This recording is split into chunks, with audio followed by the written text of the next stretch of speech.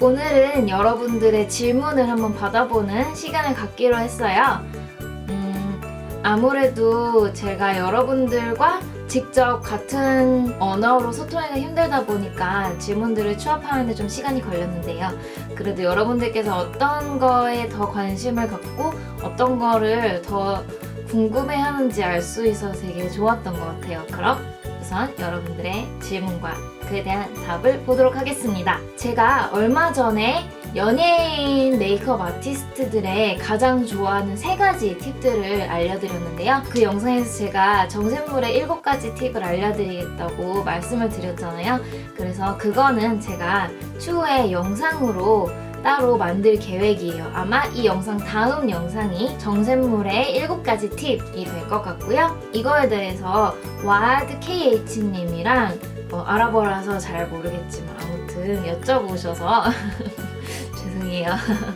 그리고 카디자 키에라님 그리고 연희 밀리엔님께서 한국인 다이어트에 대해서 물어보셨어요. 한국 여자들이 다이어트 하는데 팁을 줄 수 있나요? 라고 물어보셨는데 사실 한국이라고 따로 뭐 다이어트 팁이 따로 있는 건 아닌 것 같아요. 우선 한국에도 여러 가지 다이어트 방법을 하는 사람들이 있죠. 그쵸. 근데 그건 전 세계적으로 똑같지 않나요? 한 가지 음식만 먹는 원푸드 다이어트라든지 뭐 여러 가지 다이어트가 있는데 한국도 다른 점은 없고요. 다만 건강하게 먹는 거에 대해서 조금 사람들이 좀 더 신경을 쓰게 됐죠. 아무래도 예전에는 다이어트 하면 무조건 굶고 무조건 유산소 운동만 하고 약간 그런 거였다면 지금은 좀 더 건강하게 살을 빼는 게 트렌드가 되어서 한국의 할랄 푸드가 꽤 유행을 타기 시작했고요. 특히 서울이 조금 국제화가 되면서 이제 할랄이 뭔지 사람들이 좀 더 많이 알게 되고 그런 게 있어서 할랄 푸드도 꽤 차츰 유행을 타고 있는 것 같고 요즘 뭐 허머스에 대해서 아는 사람도 많고 특히 주스 클렌징이 되게 유행을 하고 있어요. 주스 클렌징이라는 건 뭐 살 빠지는 채소를 생으로 갈아서 만드는 걸 주스 클렌징이라고 하는데 코코넛 워터라든지 밀싹 주스, 보리싹 주스, 각종 과일, 뭐 비트, 콜라비 이런 걸 넣어서 갈아서 그런 거를 이제 하루에 뭐 대여섯 병씩 먹는 프로그램을 주스 클렌징이라고 하는데요. 근데 하루에 싸면 4만 원 정도 드는 것 같아요. 상당히 비싼 프로그램이 있기 때문에 그렇게 많이 꾸준히 하진 않고 그리고 또 해독 주스라는 게 있죠. 이건 아마 약간 한국에서만 유행하는 걸 보고 외국의 소셜미디어 같은 데서 많이 못 본 것 같은데 해독 주스라는 게 있어요. 이거는 양배추, 토마토, 브로콜리 아무튼 되게 몸에 좋은 채소들을 푹 삶아서 그 물이랑 채소를 막 갈아요, 믹서기에. 그래서 약간 스무디처럼 만든 다음에 거기에 과일을 갈아서 먹는 그 해독 주스라고 하는데요. 이게 뭐 살 그 자체로 빠진다기보다는 식이섬유를 좀 많이 섭취하게 되고 과채소를 많이 섭취하게 되고 또 양배추가 위에 좋아요. 그래서 약간 변비를 해소시키고 장을 원활하게 해주면서 조금 도움이 되는 샐러드 식당이 많이 생기고 있어요. 그래서 여러 가지 다양한 샐러드를 팔고 아무래도 저희 한국의 쌀은 좀 달라요. 그래서 한국의 흰쌀은 외국의 그런 나풀나풀거리는 흰쌀보다 훨씬 더 글루텐이 많이 포함되어 있어서 훨씬 더 쫀득하고 달짝지근한 대신 살이 정말 많이 쪄요. 그래서 한국에서는 흰쌀보다는 오곡밥이라든지 현미밥을 먹는 거를 다이어트 할 때는 조금 더 추천을 하는 편이고요. 짠 음식을 많이 먹을수록 몸이 불어오르기 때문에 조금 저염으로 먹는 게 좀 이제 건강을 위해서 좋다 해서 저염식이 조금 유행하고 있고요. 그 정도 유행하는 것 같아요. 그래서 한국이라고 그렇게 크게 다를 건 없어요. 제가 지금까지 말씀드린 다이어트는 시기에 관한 거였고 이제 운동이 정말 뺄 수 없는 하나의 큰 요소인데 운동도 정말 다양한 게 있어요. 뭐 필라테스랑 발레 스트레칭도 꽤 유행을 하고 있어요. 이거는 살도 빼주면서 근력 운동을 하면서 몸의 라인을 잡아주는 토닝 운동이기 때문에 이것도 가격대가 있지만 많이들 좋아하고 요가는 뭐 항상 유행을 했고 요즘 그리고 헬스 트레이너들한테 PT 받는 것도 개인 레슨 받는 것도 꽤 유행을 하고 있고 또 GX라고 하죠. 그룹 엑서사이즈도 항상 유행을 해왔지만 요즘 줌바 댄스가 조금 뜨고 있는 것 같아요. 사실 이렇게 크게 보면 다를 건 없지만 트렌드 전체를 보자면 무조건 마르고 살찌는 거에서 조금 더 건강한 라이프 스타일을 찾으면서 몸매도 잡아주는 그런 변화를 겪고 있는 것 같아요. 그 다음 질문은 되게 많은 분들이 여쭤보셨어요. 지성 피부 스킨케어에 대해서 물어보셨는데 사실 제가 중동을 두바이 공항 말고는 가본 적이 없어요.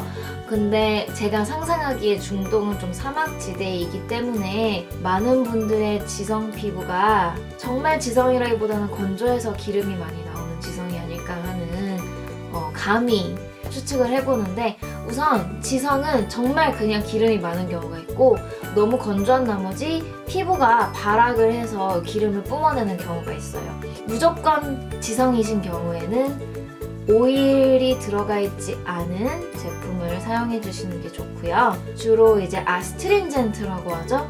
알코올 같은 걸로 좀 닦아서 모공 수렴 효과도 보고 기름기도 빼주는 게 있고 아니면 피지 자체를 잡아주는 파우더가 들어있는 토너들이 있어요. 되게 물 같은 토너에 조금 이렇게 파우더가 섞여서 이렇게 흔들어서 사용하는 제품인데 그건 이제 그 파우더가 피지를 잡아주는 역할을 하고요.